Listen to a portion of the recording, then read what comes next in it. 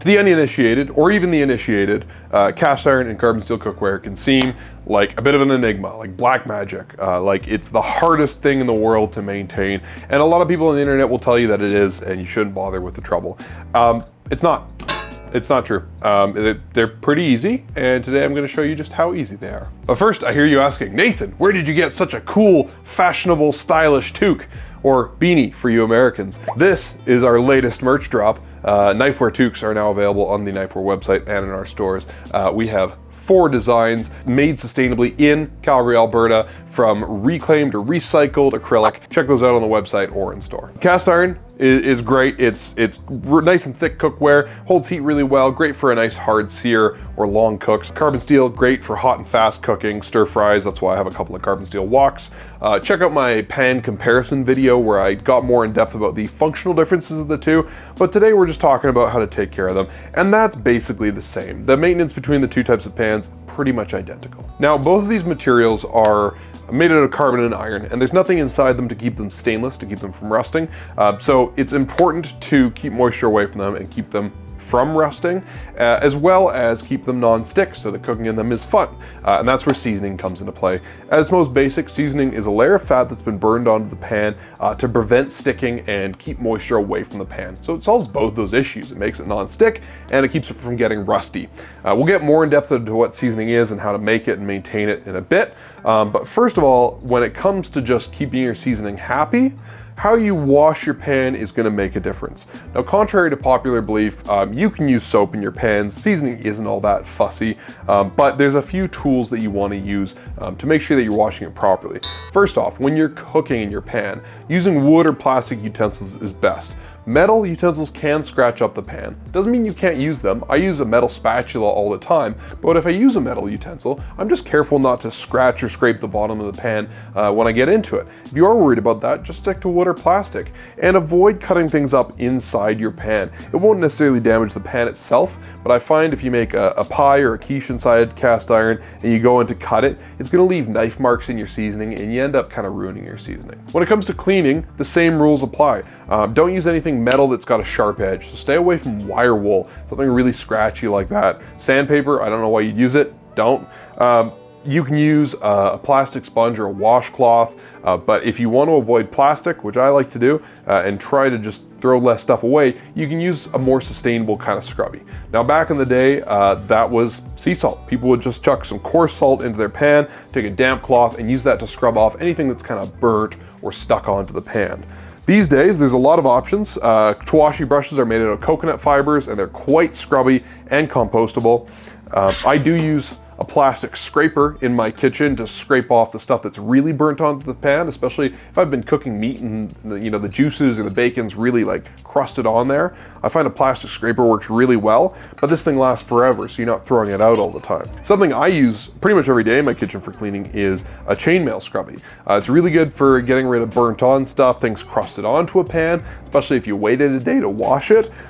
There's no sharp edges on it, so it's not going to scratch up your seasoning, but it is steel. It's quite hard, and so it does scrape things off really nicely without ruining that seasoning. It's especially nice if you burned rice or oatmeal onto the bottom of a pot and it's really stuck on there. You can definitely avoid soap if you're worried about that. I think old-timey soaps had a lot more lye in them, which would cut through the seasoning maybe more aggressively, but these days, modern dish soaps aren't really an issue, especially if it's a more gentle organic or biodegradable dish soap. Maybe just avoid putting Pam or anything really harsh into your pan. But I use soap on my cast iron a lot, and it's never an issue. Especially if I've been cooking something really oily like a stir fry or deep frying in my pan, you need something to cut through that excess grease and get it out of the pan. Generally, there'll still be a little bit left behind, and that's totally fine. Now, once your pan is clean, I like to rinse it with hot water because that'll evaporate a little quicker and it gets any residual fats out. Then I give it a really good wipe with a towel, again, just to remove anything left over in the pan, a little bit of oil, a little bit of water. And then ideally, you want to pop it on a stove and just warm it up a little bit. Heating it is just going to make any excess water evaporate, And then you can throw a little bit of oil into the pan and just wipe out any excess. This will just form a light coat of oil that helps repel moisture. It's not essential, but it's nice, especially I find with the carbon steel pans, they rust a little more easily.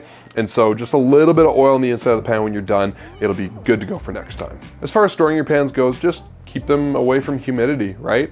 If you live somewhere very humid, maybe oil them a little extra, maybe oil them on the outside.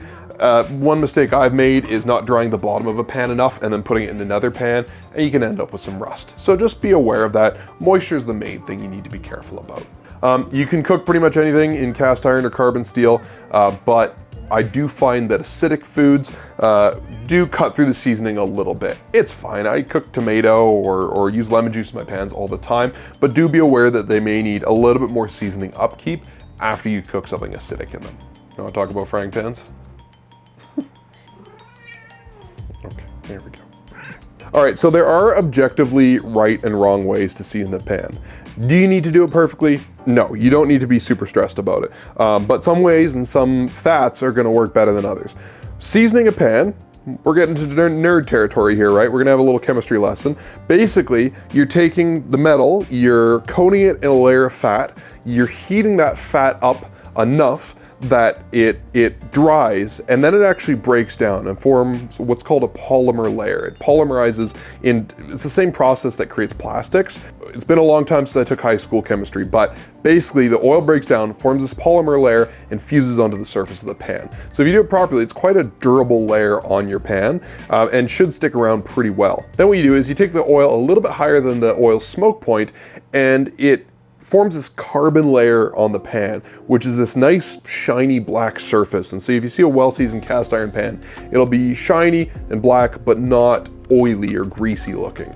And what that layer does is it repels moisture and basically makes it non-stick by repelling moisture. It also seals off the metal so it's not gonna rust. I find carbon steel pans, for some reason, and I don't know the science of this part, they are a little more finicky to season and to keep seasoned than cast iron. When you buy a carbon steel pan, a lot of them, especially these Yamato woks, come with a coating, an anti-rust coating for shipment. So make sure you burn that off in a 500-degree oven for an hour, and then give them a really good wash and scrub before you get to seasoning the pan, then dry them well. Most cast iron comes pre-seasoned. Now, do you need to do that perfectly? No. I was not great at seasoning cast iron for the first decade that I used cast iron pans. I didn't really know the science behind it, and that's fine. For most of history, people haven't known the exact science of how seasoning works. They've just figured it out through trial and error, and more than anything, they've cooked in their pans lots and kept that surface well saturated with oil.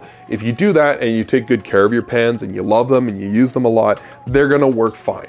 But if you put in that work to make that seasoning ideal, to make it perfect, they're gonna work even better. Now, if you are trying to get the best seasoning possible, the choice of fat does matter quite a bit. You want to use an unsaturated fat. Now, there's a lot of options out there. We'll link an article, a couple articles that we've used as sources down in the comments. For sciencey chemistry reasons that I just frankly can't remember, unsaturated fats work much better and form that polymer layer much better.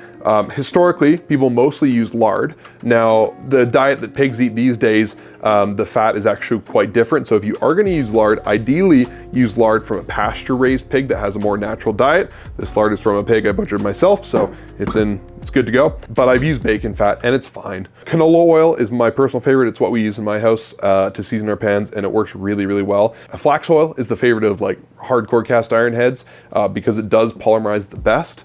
And it's a drying oil, but it's expensive. I don't cook with it, so I don't keep it in the house. And some people find the coating it forms is almost too hard and too brittle. So just experiment or use whatever's handy to you. I find olive oil doesn't work great. It's got a low smoke point, and it just doesn't form that layer as well. And coconut oil I haven't had great results with either.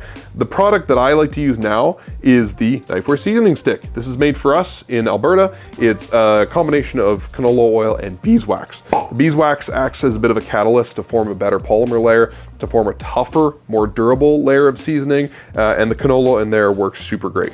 Do you need a fancy seasoning product? No, you can use regular oil that's in your house. But I have found that this makes the toughest and longest lasting seasoning, and we actually tested quite a few different oils and combinations to get it right. Okay, so to actually season your pan, start with a clean, dry pan. Dry is important, so heat it up a little bit if you washed it recently, get all that moisture out. Put on a thin layer of your oil of choice, and then take a cloth you don't care about very much or some paper towel and wipe it out really well. You want to evenly coat the inside of the pan, but you also want to wipe out any excess. You don't want pools of oil in the pan, you want a thin single coat. I like to do the stovetop method because it's easy and quick. So put your pan on a burner, heat it up over low to medium heat to get the pan warm so it doesn't warp. Once the pan is hot, crank that heat up to medium high. Once you start to see the pan smoking, let it continue for about 60 seconds, shut the burner off, let the pan cool, and you're good to go. Done, your pan's seasoned. If you have a pan that is already seasoned and you're just looking to upkeep and maintain that seasoning, maybe it's, you know, not great, you cook some tomato sauce, you want to bring it back, that's going to do the trick. And you're good to cook with your pan. Now, if you have a pan that is completely unseasoned, like these Yamato woks after the coating has been removed, or you bought an antique pan and you want to start it from scratch, or maybe like me, I had some pans that I had been using for years, but until I figured out the right tricks to seasoning, I did kind of a mediocre job of seasoning. So they weren't holding up super great. I found they lost their seasoning pretty quick, so I decided to start from scratch. Regardless of the situation, you can put your pans upside down in your oven on a self-cleaning cycle. That will burn off everything from the pan. You'll just get down to raw steel or iron. Now that is good because you can start from scratch, but it also means it's going to rust super quick. So you want to make sure that you're ready to season it right away. If your oven doesn't have that kind of cycle, you can do it other ways on your barbecue, or some folks will use chemicals or electrolysis, but there's better videos about that on the internet. So go watch them. Then you start from scratch. And what I do is I put an even coat of oil on the whole pan, the inside and the outside, and same as before, wipe off the excess.